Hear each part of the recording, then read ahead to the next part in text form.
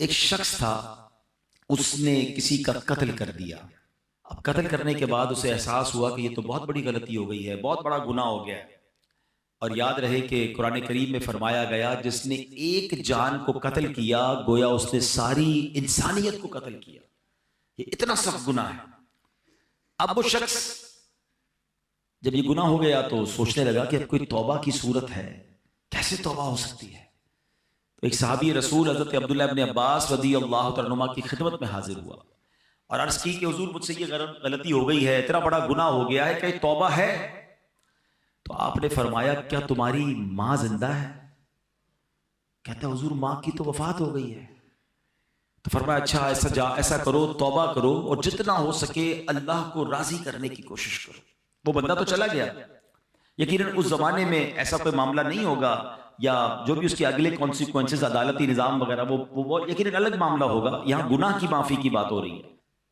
تو حضرت عبداللہ ابن عباس سے ایک شخص نے کہا کہ حضور یہ بات تو آپ پہلے بھی کہہ سکتے تھے توبہ کرو، آپ نے یہ کیوں کہا کہ ماں زندہ ہے یا ماں موجود ہے؟ تو حضرت عبداللہ ابن عباس نے فرمایا کہ میری معلومات کے مطابق اللہ پاک کو راضی کرنے کا سب سے قریب ترین ذریعہ ماں کے ساتھ بھلائی کرنا ہے۔ یعنی اگر اس کی ماں زندہ ہوتی تو میں اسے کہتا ماں کی خدمت کر، اللہ تیرے سارے گناہ معاف کر دے گا۔ ایک بار اسی طرح ایک شخص نبی پاک علیہ السلام کی بارگاہ میں آیا، آ کر کہتا حضور میرے بڑے گناہ ہیں، بڑی خطائیں ہیں، میں بڑا گناہ گار، یا رسول اللہ کیا میری معافی ہو سکتی ہے، توبہ قبول ہو سکتی ہے؟ نبی پاک علیہ السلام نے فرمایا کہ تیری ماں زندہ ہے؟ کہا حضور ماں زندہ نہیں ہے۔ فرمایا تیری خالہ ہے؟ کہا جی حضور خالہ ہے۔ فرمایا جا خالہ کی خدمت کر، اللہ تیرے گناہ معاف کر دے گا۔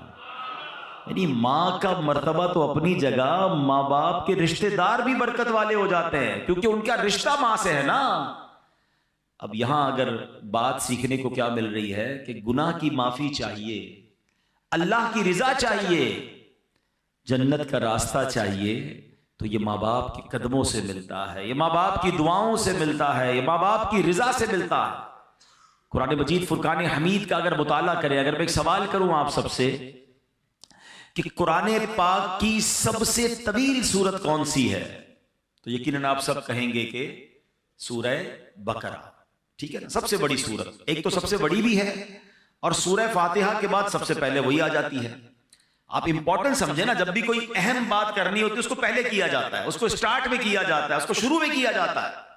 طویل سورت بھی ہے اور رائٹ آفٹر سورہ فاتحہ وہی سورت ہے۔ اب سورہ بقرہ کا میسج کیا ہے؟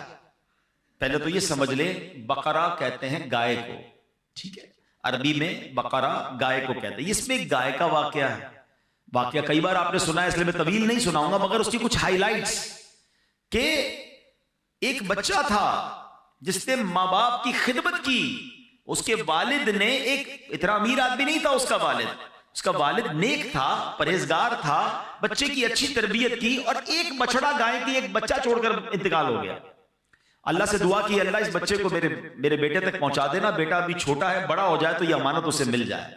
اب کیسے ایک طویل واقعہ ہے کہ اس بچے کو یہ گائے بھی مل گئی اور ماں کی خدمت کرتا تھا، اور ماں نے دعا دی اور اللہ نے کرم کیا کیا کہ وہ گائے جو ہے دنیا کی سب سے مہنگی گائے بن گئی، سونے کے وزن کے مطابق اس گائے کو بیچا گیا۔ واقعہ طویل ہے، اس کی تفصیل آپ پڑھیں گے، لیکن میں جو ہائی لائٹ کرنا چاہ رہا ہوں کہ قرآن نے پہلے ہی واقعے میں درس کیا دیا کہ ماں باپ کا ادب کرنا ہے، ماں باپ کی خدمت کرنی ہے، ماں کی دعائیں لینی ہے۔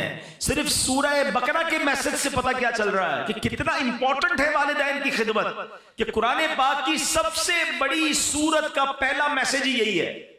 اور اس میں اور بھی میسجز ملتے ہیں کہ اس والد نے بہت بڑی رقم نہیں چھوڑی، اپنے بچے کی اچھی تربیت چھوڑی، حلال تھا مگر تھوڑا تھا، بچہ نیک بنایا نا، اپنا سرمایہ بچے کی کریکٹر بلڈنگ پہ لگایا، بچے پر خرچ کر کے اس کو بگاڑا نہیں، اور تھوڑے پیسے حلال کے چھوڑ کر گیا۔ اللہ نے ان تھوڑے پیسوں میں ایسی برکت ڈالی کہ بچہ اس زمانے کا ملینر بن گیا۔ یہی بات ہم سب نے سیکھنی ہے، جن کے بچے ہیں، جن کے والدین ہیں۔ ہم بچوں پر انویسٹمنٹ کرتے مال کی، ڈگریاں دلا دو، دنیا دکھا دو، کاروبار سکھا دو۔ میں نہیں کہتا یہ نہیں کرنا چاہیے، جائز طریقے سے کرے، نو پرابلم، مگر بیسٹ انویسٹمنٹ یہ ہے کہ اس کو اچھا مسلمان بنا دو، اچھا انسان بنا دو، اللہ کا فرما بردار بنا دو، یہ انویسٹمنٹ ہے۔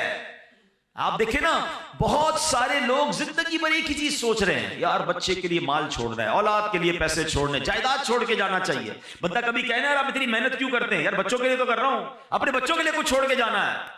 ارے اللہ کے بندوں، پہلے یہ چیک کرو حلال چھوڑ کے جانا ہے یا حرام چھوڑ کے جانا ہے؟ اچھا کروڑوں روپے چھوڑے، بچوں کو نیکی نہیں سکھائی، سخاوت نہ سکھائی، توکل نہ سکھایا، ماں باپ کا ادب نہ سکھایا، اللہ رسول کی محبت نہ سکھائی، آپ کے مرنے کے بعد وہ کروڑوں روپے شراب میں، جوئے میں، ہم نے دیکھا اربوں پتی باپ کا انتقال ہوا، اتنے سارے پیسے چھوڑ کر والد گیا مگر دین نہ سکھایا، وہ پیسے جوئے میں، شراب میں، بیکار باتوں میں لٹائے، بچہ پھر بینک کرپٹ ہوا، گھر بھی بک گیا، مقروض ہو گیا۔ اور ہم نے ایسے بھی دیکھے کہ ماں باپ زیادہ پیسے چھوڑ کے نہیں گئے مگر تربیت اچھی کر کے گئے، اللہ کو راضی کرنے کا ذہن دے کر گئے۔ بلکہ چلیں یا جتنے بیٹھے ہیں نا اسی کو دیکھ لیں، اب اپنی مثال لے لیں، میں اپنی مثال لیتا ہوں۔ ہمارے ماں باپ نے ہمارے لیے جتنے پیسے چھوڑے، کیا اللہ نے اس میں برکت نہیں ڈال دی؟ کئی ایسے جو اس سے آگے بڑھ گئے۔ کیسے آگے بڑھ گئے؟ ماں باپ کی دعائیں تھیں اور آپ نے کچھ اچھے کام کیے، ماں باپ نے سکھایا تھا۔ سمجھ رہے نا بات کو؟ تھوڑے پیسے اللہ نے آپ کے بھی بڑھا دیے ہیں، ایسے بہت سارے ہیں کہ ماں باپ کے ورثے میں اتنے پیسے نہیں ملے مگر ماں باپ نے نیکی سکھائی، سخاوت سکھایا، اللہ کی راہ میں خرچ کرنا سکھایا، اللہ نے اس تھوڑے مال میں، کیونکہ وہ اچھا پیسہ تھا، اللہ نے اس میں برکت ڈال دی۔ This is the message of سورہ بقرہ۔ لیگیسی میں کیا چھوڑنا ہے؟ آپ نے اپنے بچوں کو نیک بنانا ہے۔ میں اپنے بیان میں ایک بات کہا کرتا ہوں، اپنے بچوں کو کچھ نہ کر سکو نا تو کم از کم 5 وقت کا نمازی ضرور بنا دے۔ ہاں اس کی برکت پتہ کیا ملے گی؟ ہاں اس کی برکت سنیے، اگر آپ کا بچہ، آپ کا بیٹا، آپ کی بیٹی 5 وقت کی نمازی ہے نا، تو جب آپ دیکھیں ماں باپ کو مرنے کے بعد کیا چاہیے؟ نیک اعمال زندگی کے بعد منقطع ہو جاتے ہیں، اعمال نامہ ڈسکنٹینیو۔ حدیث میں آتا ہے جب بندہ انتقال کر جاتا ہے اس کا اعمال نامہ بند ہو جاتا ہے سوائے 3 چیزوں کے۔ فرمایا علم جو باقی رہتا ہے، صدقہ جاریہ، اور نیک اولاد جو اس کے لیے دعائے مغفرت کرے۔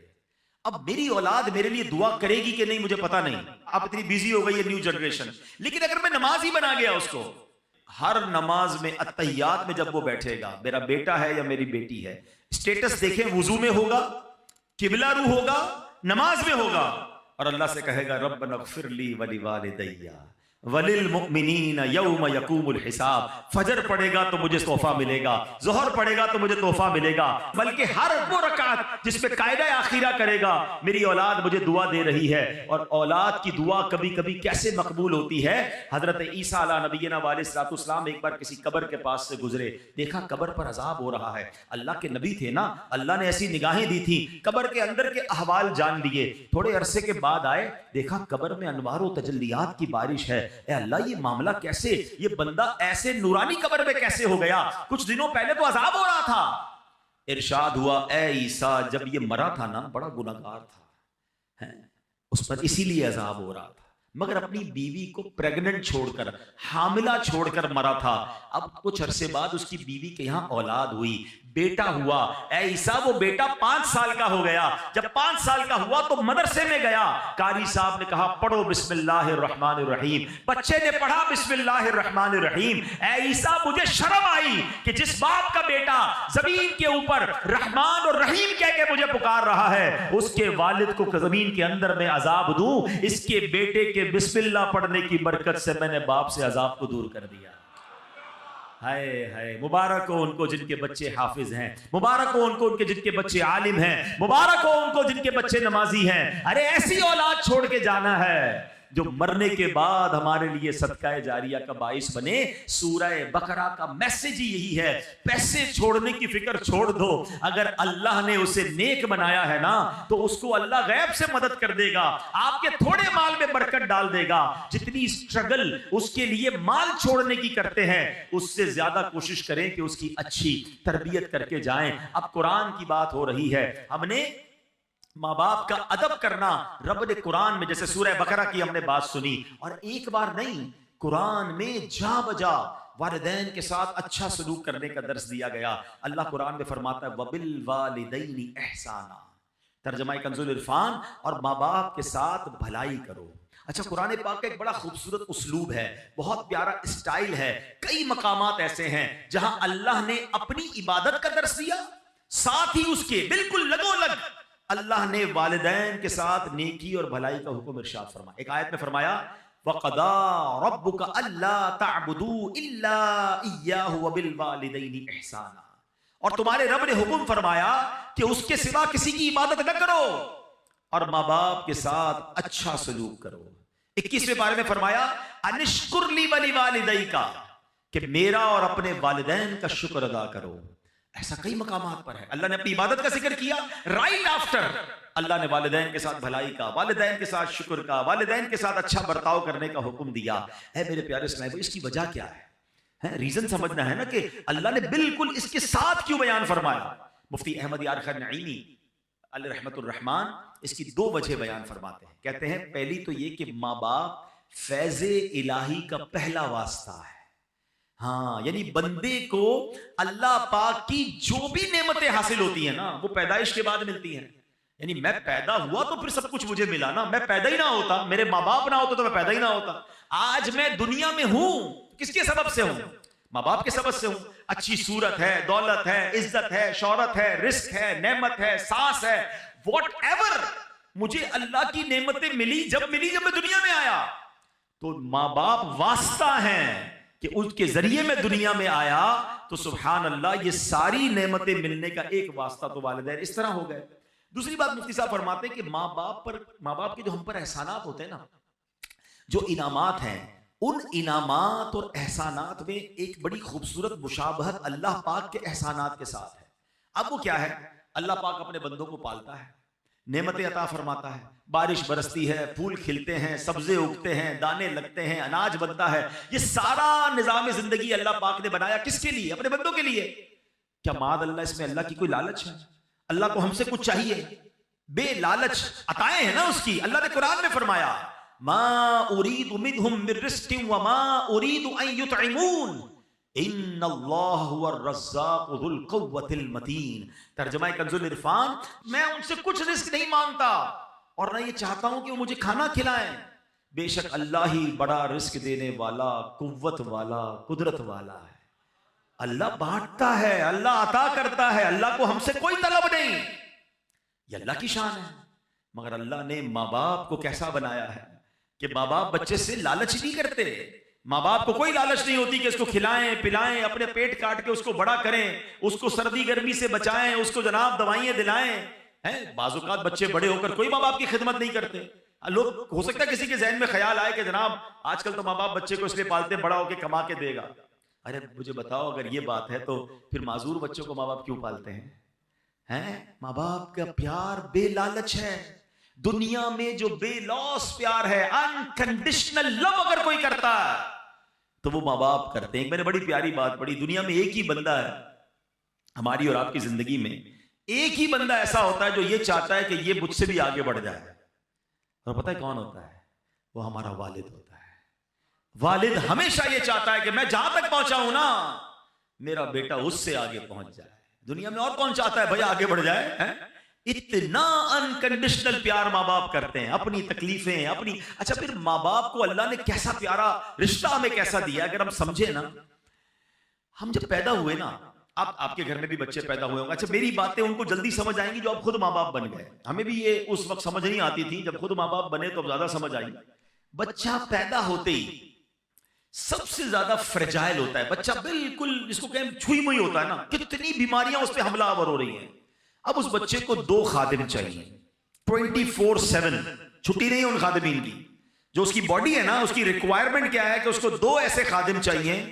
ایک خادم وہ چاہیے جو اس کے ساتھ ہر وقت چپکا رہے، اس کی گندگی صاف کرے، اس کو کپڑے پہنائے، اس کی مالش کرے، اس کو تیل لگائے، اس کو کھانا کھلائے، دودھ پلائے، واٹ ایور اس کی نیڈ ہے، سونا جاگنا اسی کے ساتھ.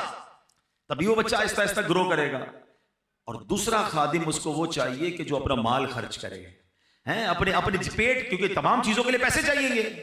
اللہ نے دیکھے ماں باپ کے دل میں کیسی محبت ڈالی ہے کہ ماں بچے کے پیدا ہوتے اس کی خادمہ بن جاتی ہے. دنیا میں پیسوں سے ایسی خادمہ نہیں مل سکتی جیسی اللہ نے ماں جیسی اس کے دل میں اتنی محبت ڈال دیتا ہے رب کہ وہ اب بچہ روئے تو یہ جاگتی ہے، وہ تڑپے تو یہ تڑپتی ہے.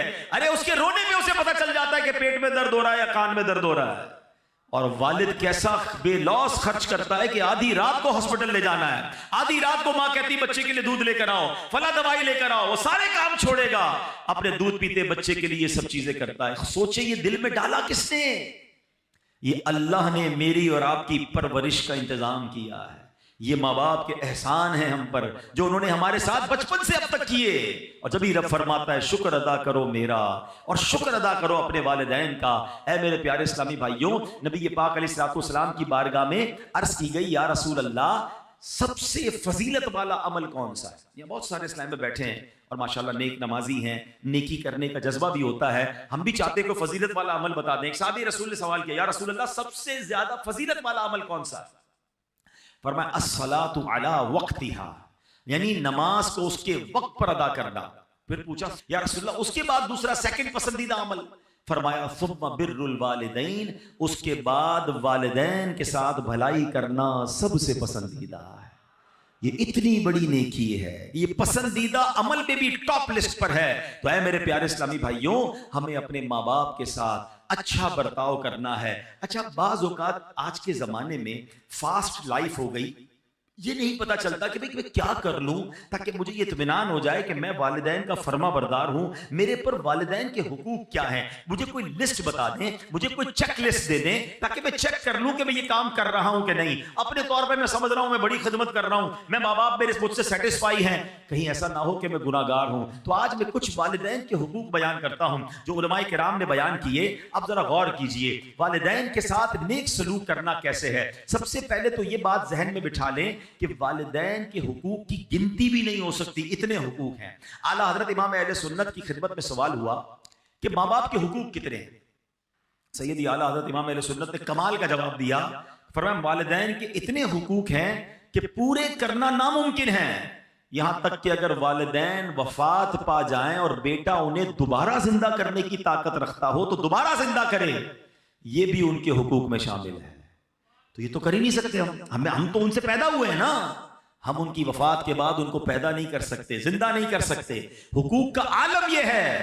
مگر اب علماء کرام فرماتے کہ لسٹ بھی بہت بڑی، کاؤنٹ بھی نہیں ہو سکتی، مگر چند باتیں اگر کوئی ان پر عمل کر لینا تو یہ والدین کے ساتھ بھلائی کرنے والا کہلائے گا. اب غور سے یہ چیک لسٹ، جتنے نوجوان خوش نصیب ہیں یقین کریں جن کے ماں باپ آپ کے پاس ہیں، پوچھئے ان سے جن کی ماں چلی گئی، پوچھئے ان سے جن کے والد چلے گئے. ہم ہر سال یہاں جب جمع ہوتے ہیں تو والدین کی یاد یقیناً اور تازہ ہو جاتی ہے. ماں باپ کے بغیر زندگی بہت بے رنگ ہو جاتی ہے. دکھ میں، سکھ میں، خوشی میں، غم میں، ہر وقت ماں باپ یاد آتے ہیں. اور اگر آپ کے پاس ہیں تو آپ بہت لکی ہیں. آؤ میرے بچوں، آؤ میرے نوجوانوں، سن لو کہ شریعت کیا سکھا رہی ہے کہ ماں باپ کے حقوق کیا ہیں. پہلا حق، شریعت کے دائرے میں رہتے ہوئے والدین کی ہر بات ماننا.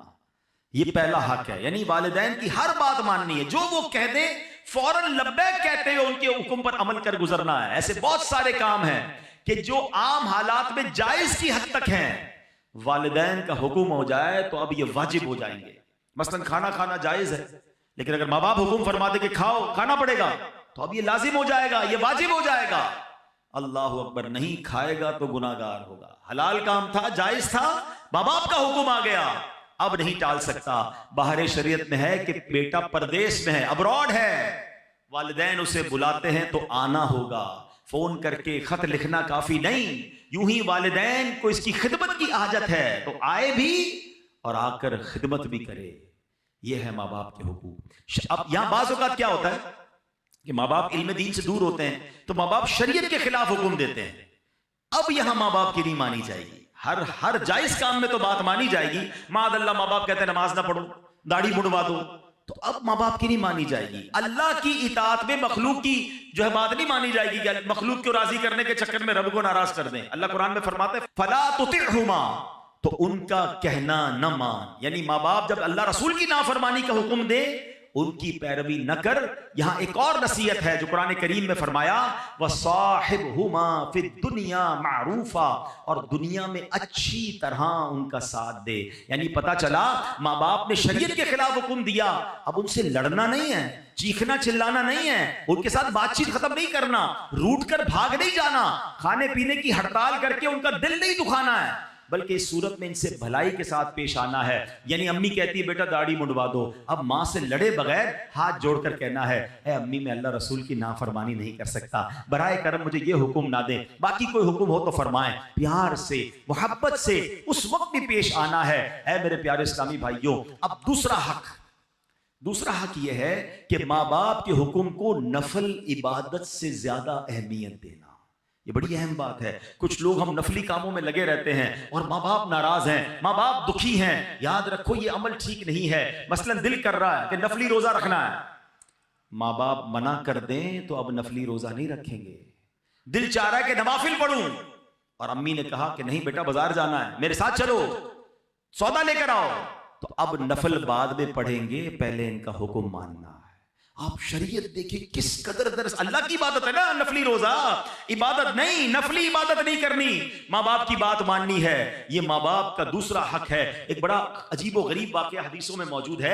ایک بڑے راہب تھے، بڑے عبادت گزار تھے، ان کا نام حضرت جریج تھا. عبادت گزار تھے، بڑا عبادت خانہ بنایا ہوا تھا اور بڑی عبادت کرتے تھے. ایک بار ان کی والدہ نے انہیں بلایا، وہ نماز پڑھ رہے تھے، ان کو یہ بات ذہن سے نکل گئی کہ ماں بلائے تو نفلی نماز ہے، اس کی تفصیل ہے تو اس کو توڑ کے حاضر دینا ہوگا. جواب نہیں دیا. دوبارہ بلایا، نماز جاری رکھی، نماز نہیں توڑی. ماں نے جب تیسری بار بلایا، تیسری بار بھی نہیں گئے تو ماں تڑپ کر کہتی ہے بیٹا تجھے اس وقت تک موت نہ آئے جب تو کسی بدکار عورت کا منہ نہ دیکھ لے. اب یہ دل سے بددعا نکل گئی. اب کیا ہوا؟ کچھ عرصے بعد اس علاقے میں ایک عورت نے ایک چرواہے کے ساتھ بدکاری کی، بچہ پیدا ہوا. لوگوں نے پکڑا تو کہتی یہ بچہ تو جریج کا ہے. سارے لوگ جریج کے پاس پہنچے، ان کی عبادت گاہ کو توڑ دیا، بڑی ذلت ہوئی، کافی لوگ جمع ہو گئے کہ تم نے ایسا کیا. اب اللہ والے تو تھے، عبادت گزار تو تھا وہ بندہ. اس نے کہا اس بچے سے پوچھو، اے بچے تو بتا تیرا باپ کون ہے. اللہ نے اس بچے کو قوت گویائی دی. اس بچے نے کہا کہ میرا والد جریج نہیں بلکہ چرواہا ہے. ان کی جان تو چھوٹ گئی مگر یہ سارا تماشا ہوا. اس کے پیچھے علماء کہتے ہیں وجہ وہی ہے کہ ماں کا دل دکھایا تھا، ماں نے بددعا دی تھی نا. اچھا یہاں ماں باپ کے لیے بھی ایک درس لے لیجئے. اگر ماں باپ مجھے سن رہے ہیں، کبھی کبھی غصے میں آ کر بچوں کو بددعا نہ دیا کریں. ہاں ماں کی دعا بھی لگتی ہے، اس کی بددعا بھی لگتی ہے. غصے میں آ کر کہہ تو دیتے ہیں، بعد میں پریشان آپ نہیں ہونا ہے. آپ کے بچے کے ساتھ کچھ برا ہو گیا تو آپ چاہتے تو نہیں تھے، غصے میں کہا ہے تجھے کیڑے پڑے، تو برباد ہو جائے، تیری ٹانگ ٹوٹ جائے، تیری زبان کھنچ جائے. نہیں، کیا پتہ قبولیت کا وقت ہو، آپ ہی کا بچہ ہے تو زبان پہ لگام ہونی چاہیے.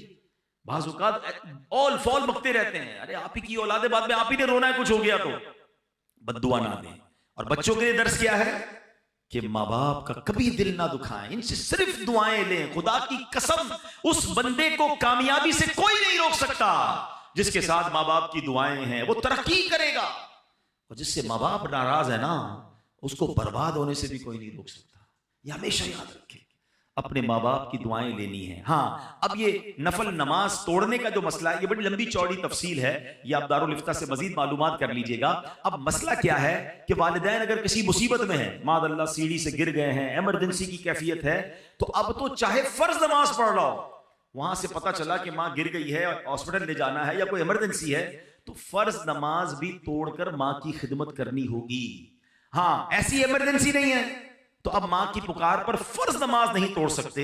ہاں نفل نماز پڑھ رہے ہیں اور امی ابو کو معلوم بھی نہیں کہ بیٹا نفل پڑھ رہا ہے، ایسی حالت میں وہ آواز دیں تو نفل نماز توڑ کر ان کی خدمت میں حاضر ہو جانا ہے. اور اس کی مزید ایک تفصیل بھی ہے، لیکن بتانا یہ چاہ رہا ہوں کہ سوچیں ماں باپ کا لیول کیا ہے، ہم پر ذمہ داری کتنی بڑی ہے کہ ہم ان کی اطاعت کریں. اے میرے پیارے اسلامی، تیسرا ماں باپ کا حق کیا ہے کہ ان پر خرچ کریں، ان کے کھانے پینے کا بہترین انتظام کریں، جوتے کپڑے وغیرہ خرید کر دیں، حسب استطاعت پھل وغیرہ پیش کرنا، بیمار ہو تو اچھے ڈاکٹر سے چیک اپ کروانا، دوائیں وغیرہ مہیا کرنا، غرض جتنا ہو سکے اپنا مال ماں باپ پر خرچ کرنا ان کے حقوق میں شامل ہیں۔ روایات میں ہے ایک شخص اپنے والد کو خرچ پیش نہیں کرتا تھا، نبی پاک علیہ السلام کی بارگاہ میں آیا، فریاد کی، التجا کی، سرکار دو عالم علیہ السلام نے جب اس کی باتیں سنی، آقا علیہ السلام کی آنکھوں میں آنسو تھے، جلال مبارک میں آ گئے اور اس شخص سے فرمایا انت و مالک لابیکا، تم خود اور تمہارا سارا مال تمہارے والد ہی کا ہے۔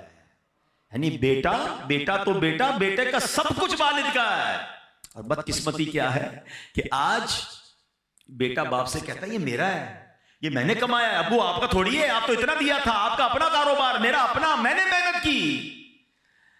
ہائے ہائے، یہ بیٹا سوچتا کیوں نہیں کہ اگر بچپن میں باپ کہہ دیتا نا بیٹا یہ میرا ہے یہ تیرا نہیں، تو میں تو بے لباس ہی رہ جاتا، مجھے تو کپڑے بھی میرے والد نے پہنائے تھے، اسی کے پیسے سے پہنے تھے نا۔ ایک اور بات یاد رکھنا، ہم ماں کا بڑا ریگارڈ کرتے ہیں، واقعی ماں ہی ہوتی ہے، ماں کا نعم البدل نہیں، مگر ایک بات ہمیشہ یاد رکھیں کہ ماں نے جو بھی بھلائی میرے اور آپ کے ساتھ کی ہے اس کے پیچھے کھڑا میرا والد ہی تھا، آپ کا والد تھا۔ اس والد نے تو پیسے دیے جو ماں نے سب چیزیں دلائی، ہمیں لگتا ہے امی جان دلا رہی، یقیناً ماں نے دلوائے، مگر والد کی اس قربانی کو بھولنا نہیں ہے۔ والد نے کبھی احساس نہیں ہونے دیا کہ بیٹا یہ میرا ہے۔ سوچے نا بچپن کے اپنے واقعات، کبھی ہم روئے ہوں گے اچھے کپڑوں کے لیے، کبھی ضد کی ہوگی نئے جوتوں کے لیے، کبھی کہا ہوگا ابو یہ والی ہوٹل میں کھانا ہے، کبھی کہا ہوگا یہ والا کھلونا چاہیے، ابو دوست گھومنے جا رہے ہیں میں نے بھی جانا ہے۔ والد نے ہماری کتنی فرمائشیں پوری کی، کبھی سوچا کہ اس وقت والد کو کیا ضرورت تھی؟ ہو سکتا ہے والد نے اپنے لیے کچھ خریدنا ہو سکتا ہے والد کا کچھ اور پلان ہو، والد نے وہ سارے پلان کینسل کیے ہوں گے، ہمیں کپڑے دلائے، ہمیں جوتے دلائے، اچھے اسکول میں پڑھایا۔ ارے جس نے انگلی پکڑ کر چلنا سکھایا، آج اس بوڑھے والد کو بچہ کہتا ہے یہ میرا ہے یہ آپ کا نہیں ہے۔ ارے اس کا دکھ تو سوچو کیا ہوتا ہوگا، کیا اس کو بچپن کی وہ باتیں یاد نہیں آتی ہوگی کہ جب یہ بول نہیں سکتا تھا، جب یہ کھا نہیں سکتا تھا، میں اس کا انتظام کرتا رہا اور آج یہ مجھے کہہ رہا ہے۔ نہ کرنا، کبھی بھی یہ مت کہنا خدا کی قسم جو کچھ میرا ہے وہ سب میرے ماں باپ کا ہے، عزت ہے، شہرت ہے، دولت ہے، واٹ ایور آئی ہیو۔ اور میں سچ بتاؤں کسی دن کہہ دو گے نا بوڑھے باپ کو یہ میرا جو کچھ ہے آپ کا، وہ آپ سے لے نہیں لے گا۔ باپ کیا کرے گا لے کر، ماں کیا کرے گی لے کر، لیکن جتنے دن وہ آپ کے پاس ہیں ان کو آنر تو دیں، ان کو عزت تو دیں، ان کو یہ احساس تو دلائیں، کبھی تو کہو کہ ابو آج میں جو کچھ ہوں وہ آپ کی وجہ سے ہوں، اے میری ماں آج جو کچھ میرے پاس ہے وہ سب تمہاری دعاؤں کی وجہ۔ کبھی کہے تو صحیح انہیں۔ ماں کو گن گن کے پیسے دیتے ہیں، اور کیوں مانگتی ہے ماں، بار بار کیوں مانگ رہی ہے، کیا ہو گیا، خرچہ کیوں کر رہی ہے؟ ماں سے حساب لوگے یار۔ میں آپ کو صحیح بتاؤں، خدا کی قسم اس اولاد کے بھاگ جاگتے ہیں جس کو ماں باپ پر خرچ کرنے کا موقع ملتا ہے۔ ارے تمہارے پیسوں کے نصیب جاگ گئے ہیں کہ تم اپنے ماں باپ پر خرچ کر رہے ہو۔ کئی ماں باپ تو ایسے جنہوں نے موقع ہی نہیں دیا یار، ہمیں خرچ کرنے کا موقع ہی نہیں دیا، خود ہی خرچ کرتے رہے، خود ہی کھلاتے رہے، خود ہی خدمت کرتے رہے۔ میں اگر اپنی ماں کی بات کروں، میں تو نہیں تھا اس وقت، بغداد میں تھا، مگر بتاتے اس رات بھی ماں نے اپنے ہاتھ سے کھانا بنایا تھا جس رات میری والدہ کا وصال ہوا۔ ارے انہوں نے موقع ہی نہیں دیا ہمیں کچھ کرنے کا، خدمت کرتے کرتے چلی گئی، والد نے موقع نہیں دیا۔ ارے اگر آج موقع ملا ہے نا آپ کو خرچ کرنے کا، کہ آپ کے پیسے سے دوائی آ رہی ہے، آپ کے پیسے سے ہاسپٹل کا بل ہو رہا ہے، آپ امی ابو کو مدینے لے جا رہے ہیں، آپ امی ابو کو کھانا کھلا رہے ہیں، لکی ہو یار۔ بتاؤ اس سے اچھا خرچ کون سا ہے میرے پیسے کا کہ میرے ماں باپ پر خرچ ہو جائے؟ حساب تو کرو کتنا بڑا قرضہ ہے اب پر، بچپن سے لے کر اگر کوئی 30 سال 25 سال 40 سال کا بیٹھا، حساب تو کرو کتنے ہزاروں، کتنے لاکھوں، کتنے کروڑوں انویسٹمنٹ کی انہوں نے ہم پر، اور آج تھوڑے پیسے کے لیے میرا منہ بن جاتا ہے۔ نہیں میرے پیارے اسلامی بھائی، ان کو آنر دیں، ان کو عزت دیں، ان کو گھر کا بڑا فیل کروائیں۔ وہ کہتے نا جن ماں باپ نے ساری زندگی تمہیں شہزادوں کی طرح رکھا، آج ان ماں باپ کو آخری عمر میں بادشاہ کا درجہ تو دے دو، ہے کہ آپ ہمارے سب کے بڑے ہیں۔ نہیں، بیٹے کے آگے باپ غلام بنا ہوا ہے۔ کتابوں میں یہ الفاظ موجود ہیں کہ بیٹا باپ کے آگے حق ہے والد کا کہ بیٹا ابو کے سامنے ایسے رہے جیسے خادم رہتا ہے، غلام کیسے رہتا ہے؟ ریڈی، ایور ریڈی، حکم ملے کام کر دو، حکم ملے آرڈر۔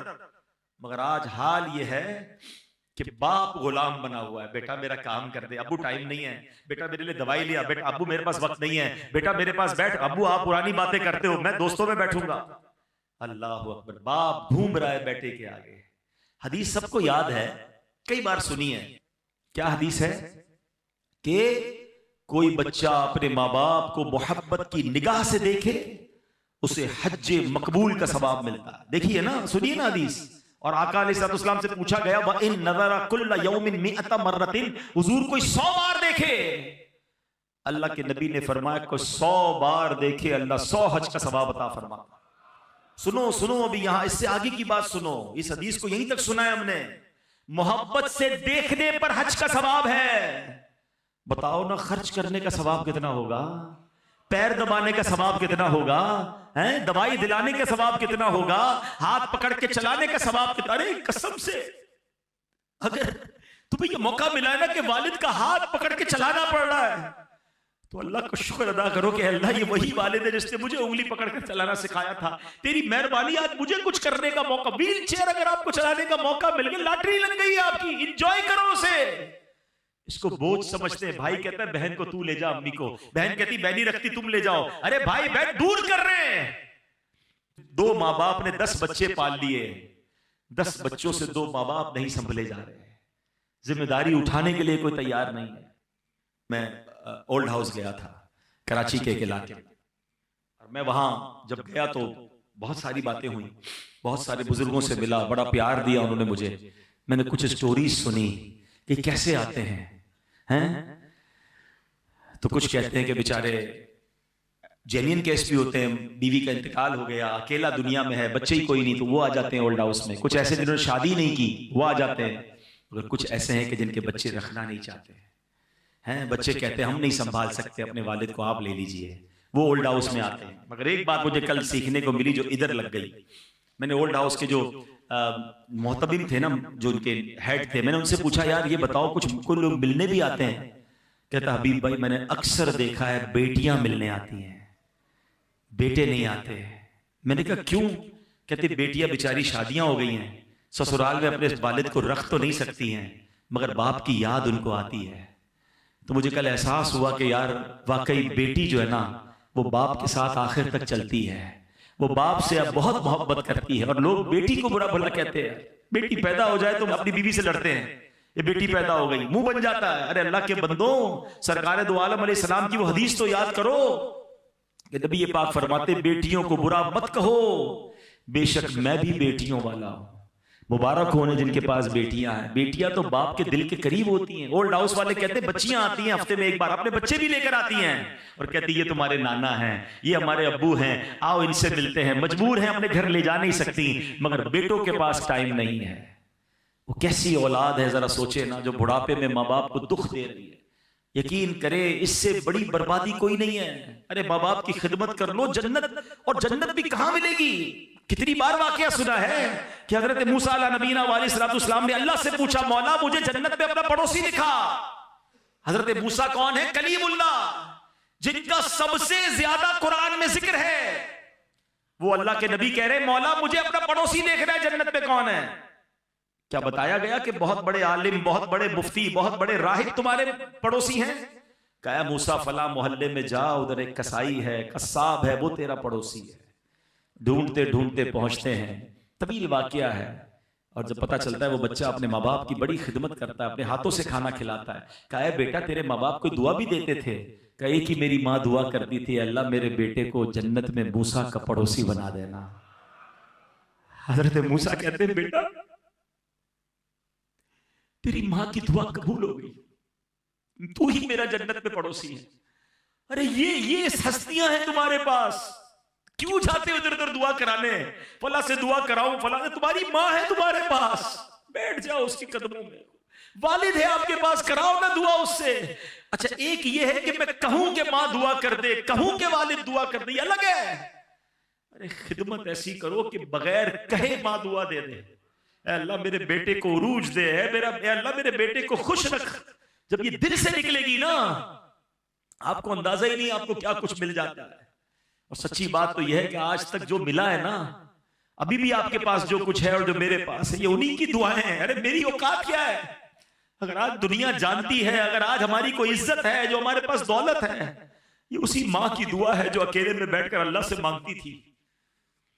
یار ایک بات بتاؤ، ہمارے ماں باپ کی دعا میں کون سی دعا تھی جس میں ہم شامل نہیں ہوں گے؟ کبھی سوچا آپ نے؟ کبھی ہو سکتا ہے کہ ماں نے ہاتھ اٹھائے ہوں اور ہمارے لیے نہ مانگا ہو؟ ماں اپنے لیے نہیں مانگتی ہوگی، ہر بار ہمارے ماں باپ نے ہمارے لیے مانگا ہے. اب میں آپ سے پوچھتا ہوں، بتاؤ ہماری دعا میں کتنی بار ماں باپ ہے؟ کیا یہ حق نہیں ان کا کہ میری ہر دعا میں میرے ماں باپ ہوں؟ بھول گئے. ہاں لوگ بھول گئے اپنے ماں باپ کو، اپنے لیے مانگتے، اپنے ماں باپ کے لیے نہیں مانگتے.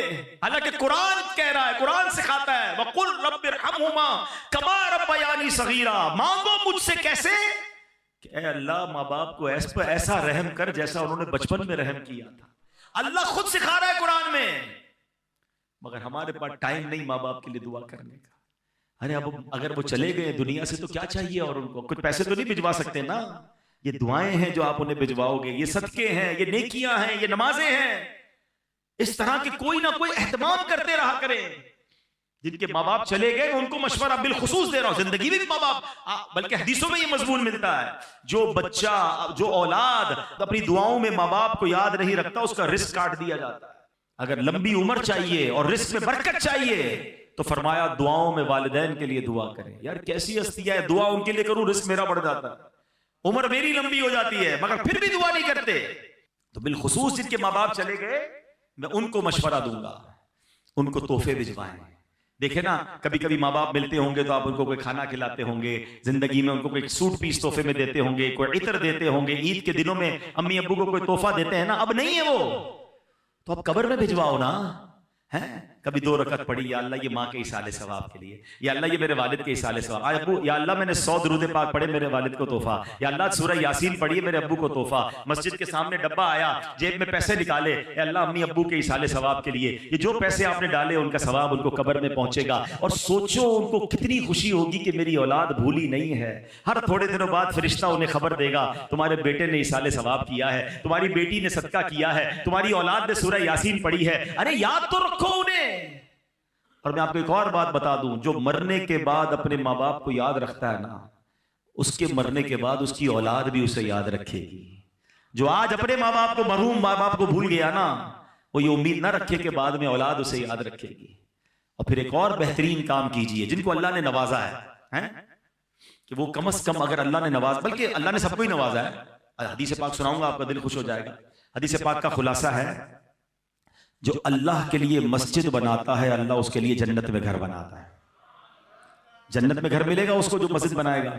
اب میرا ماننا یہ ہے کہ میرے پاس یا آپ کے پاس، جی ہاں، جو گھر ہے نا، یا تو ماں باپ نے دلایا ہے یا ماں باپ کی دعاؤں سے ملا ہے. ایسا ہی ہے، ایکسپٹ کرتے ہو کہ نہیں؟ ٹھیک ہے. دنیا کا گھر کس نے دلایا؟ ماں باپ نے دلا دیا یا دعاؤں سے مل گیا. اب میری باری ہے میں اپنے ماں باپ کو جنت میں گھر دلا دوں. اب اولاد کی باری ہے کہ وہ اولاد ماں باپ کو جنت کا گھر دلائے. کیسے؟ مسجد بنا لے، ماں باپ کے نام کی مسجد بنائے، ان کے ایصال ثواب کے لیے بنائے. انشاءاللہ میرا رب انہیں جنت میں گھر بھی دے گا. اچھا کمال دیکھو، ایسا نہیں صرف ماں باپ کو ملے گا، میرے رب کی رحمت بہت بڑی ہے. جو اس مسجد میں حصہ ملائے گا، سارے بھائی بہن مل کے ملا رہے ہیں، سارے دوست مل کے ملا رہے ہیں، انشاءاللہ ان سب کو بھی جنت میں گھر ملے گا، ماں باپ کو بھی جنت میں گھر مل جائے گا.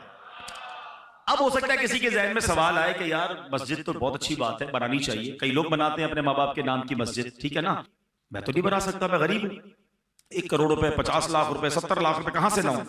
ہائے ہائے، میرا دین کتنا پیارا دین ہے. صرف امیروں کے لیے فضیلت نہیں ہے.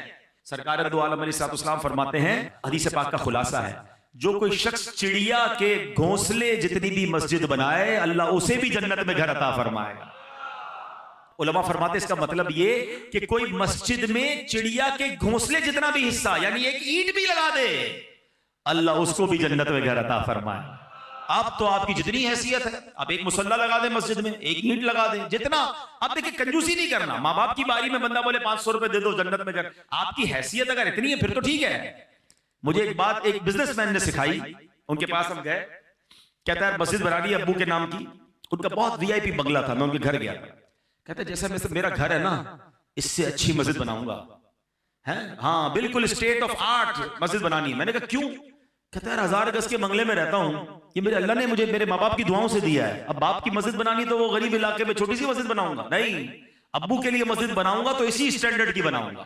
تو اب یہ وہی والی بات ہے نا کہ آپ کو اللہ نے کتنا دیا یہ آپ طے کریں، ہیں کہ آپ کے ماں باپ کی دعاؤں سے جو آج اللہ نے دیا ہے، اب آپ کا خرچ بھی اسی حساب سے ہو جائے، پھر انشاءاللہ دیکھیں آپ کے ماں باپ کی روح آپ سے کیسی خوش ہوگی۔ بہرحال باتیں تو بہت ساری تھیں کہ ماں باپ کے حقوق کیا ہیں، والدین کی خواہشات کو پورا کرنا ان کے حقوق میں شامل ہے، پسندیدہ کھانا کھلائیں، پسند کی چیزیں لے کر آئیں، والدین حج کرنا چاہتے ہیں اور اگر آپ کے پاس استطاعت ہے تو انہیں حج کروائیں، وہ مدینہ دیکھنا چاہتے ہیں اگر آپ کر سکتے ہیں انہیں مدینہ دکھائیں، ان کی خدمت میں مبالغہ کریں، ان کے پیر دبائیں، اور ان کے غم میں غمگین اور خوشی میں خوش ہو جائیں، ان کے سامنے اونچی آواز سے بات نہ کریں، ان کے آگے نہ چلیں، ان کو نام سے نہ پکاریں، ان کی طرف سے اگر کوئی دکھ یا تکلیف پہنچے تو صبر اور بس صبر ہی کرتے چلے جائیں۔ یہ سب ماں باپ کے حقوق ہیں۔ میں اللہ سے دعا کرتا ہوں کہ رب کریم مجھے بھی